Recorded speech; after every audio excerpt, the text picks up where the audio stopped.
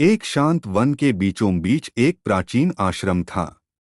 ऊंचे साल और पीपल के वृक्षों से घिरा वह स्थान मानो प्रकृति की गोद में बसा हुआ था।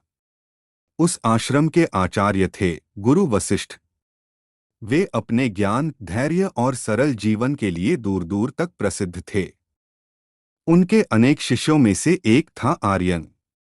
आर्यन बुद्धिमान तो था, परंतु उसमें अधैर्य बहुत था।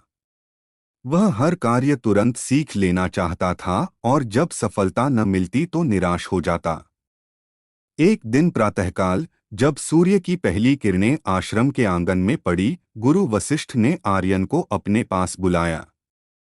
आर्यन, गुरु ने शांत स्वर में कहा, आज मैं तुम्हें एक विशेष शिक्षा दूंगा। गुरु उसे आश्रम के पीछे बहती छोटी नदी के किनारे ले गए। वहां एक पत्थर पड़ा था, जिस पर पानी की धार लगातार गिर रही थी।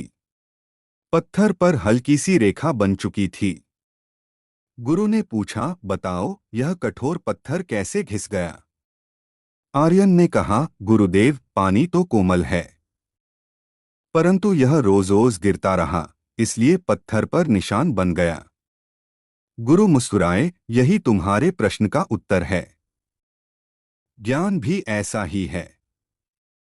एक दिन में सब कुछ नहीं मिलता।